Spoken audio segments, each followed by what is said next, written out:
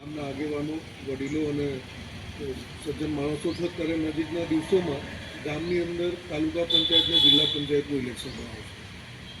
અગાઉનો ભૂતકાળ એવો છે આપણા વાલિયા તાલુકાનો કે નાની નાની બાબતમાં અહીંયા ઘણા બધા ગુનાઓ ખોટી રીતે કોઈ અગવડતા કોઈ પ્રશ્ન હોય તો અહીંયા તમે લોકદરબારમાં સાહેબશ્રીને ધ્યાન દોરી શકો છો અને પોલીસને લગતી જે બી તમને આ ચીજને આપણે એડ્રેસ કરી શકાય એ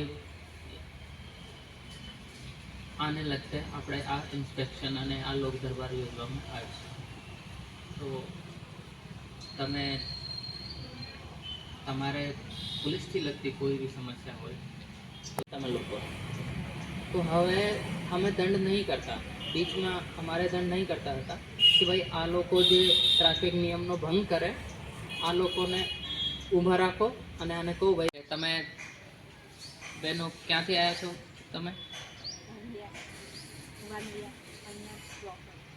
વાલિયાથી છો. કોમ્પ્યુટર ઓપરેટર આવતું મળી ગયું બહાર જવાનું.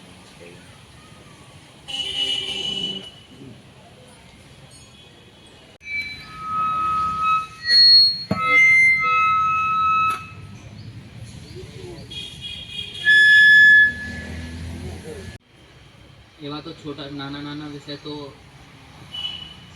દર જગ્યા હોય છે, પણ કંઈ વિશેષમાં એવો હોય કે ભાઈ અમારી તો પોલીસ સામે તો આ ભાઈને પણ ઉઠાઈ હતી.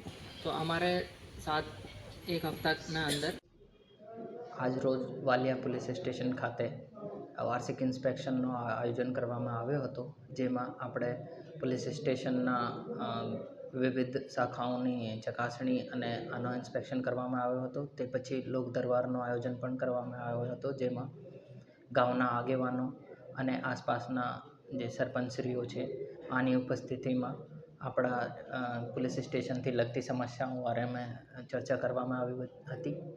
તે પછી આપણા પોલીસનો લોક દરબારનું આયોજન પણ કરવામાં આવ્યો હતો, જેમાં પોલીસથી લગતા પ્રશ્નો અને આપણી કામગીરીના દરમિયાન આવનાર કોઈ પ્રોબ્લેમો હોય કે કાંઈ વિશેષમાં કરવાનું હોય જેથી લગતી ચર્ચા કરવામાં આવી હતી. તે પછી આપણે દલિત મોહલ્લા વિઝિટ અને સીટ રિમાર્ક્સ કરવામાં આવ્યો હતો, જે પરિપ્રેક્ષ મેં અત્યારે આજે અમે यहाँ वालिया पुलिस स्टेशन में पधारा था.